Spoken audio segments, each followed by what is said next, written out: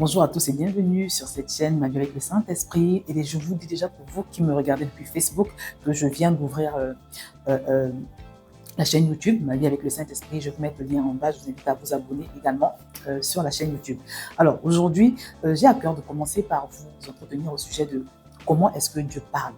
Parce que c'est vrai que je vais beaucoup vous partager mes expériences avec le Saint-Esprit, mais je pense qu'il est important de savoir comment est-ce que le Seigneur parle, par quel biais il s'adresse à nous.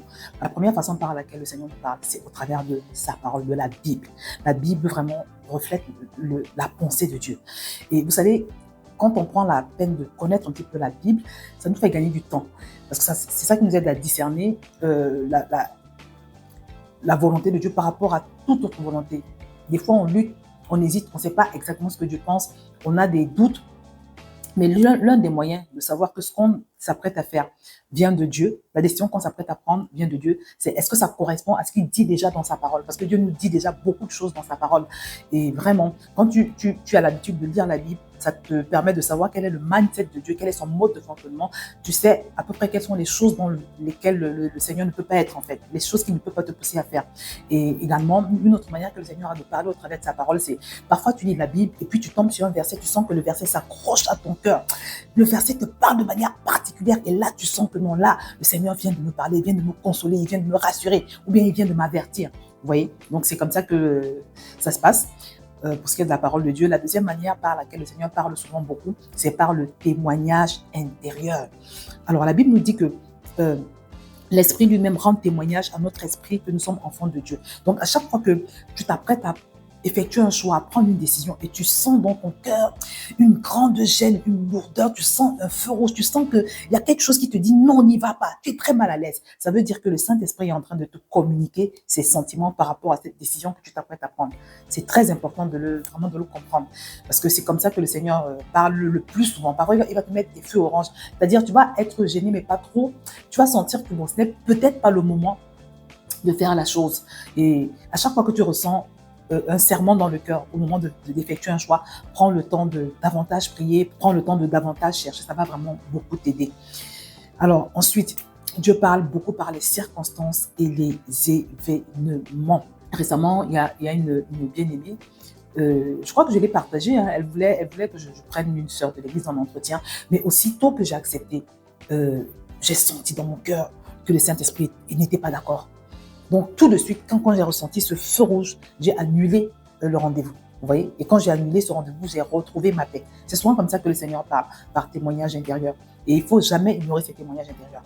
Ensuite, Dieu parle beaucoup par les circonstances et par les événements.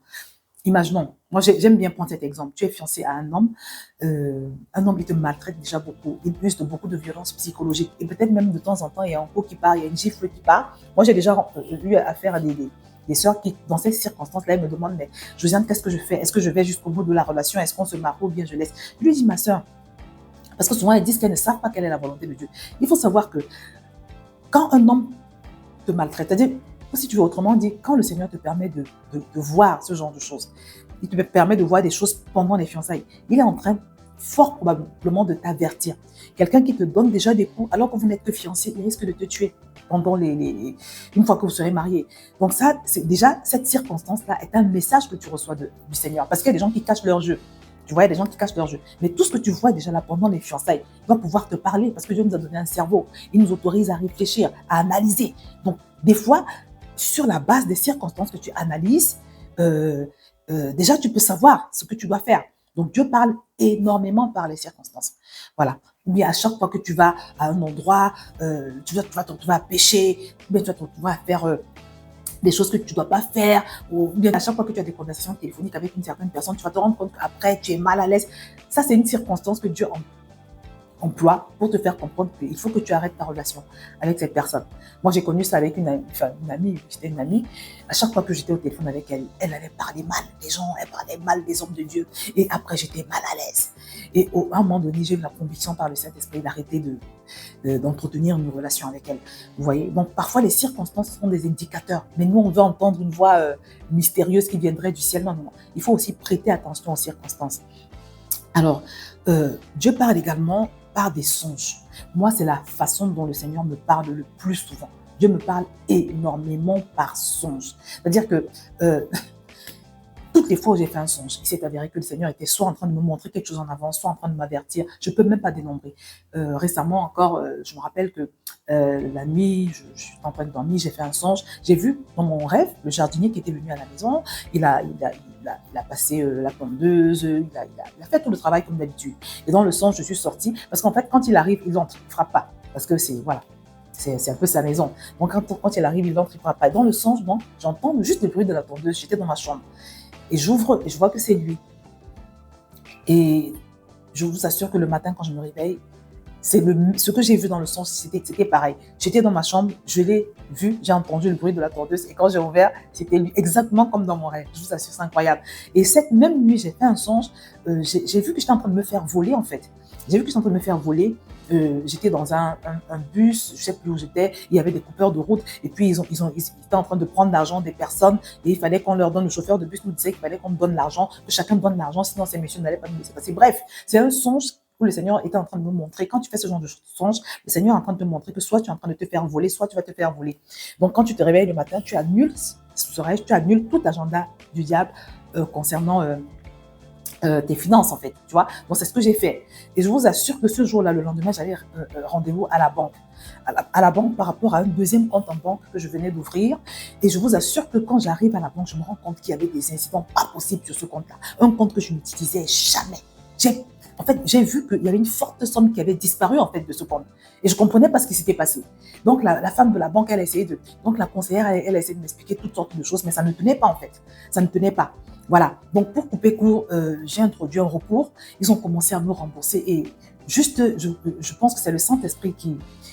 Enfin, vraiment, c'est le Seigneur qui a permis que je me rende à cette banque-là ce jour précisément, parce que sinon, la situation aurait été pire. Je vous assure, parce que c'était vraiment une forte somme d'argent qui a disparu comme ça. Hein. Ils ont essayé de m'expliquer des choses, mais qui ne tenaient pas. Moi, j'ai entendu dire souvent que les banques sont capables de voler. C'est vrai, faites attention. Hein. Faites attention. Bref, juste pour dire que c'est les deux choses que j'avais vues dans le songe de la veille se sont avérées réelles.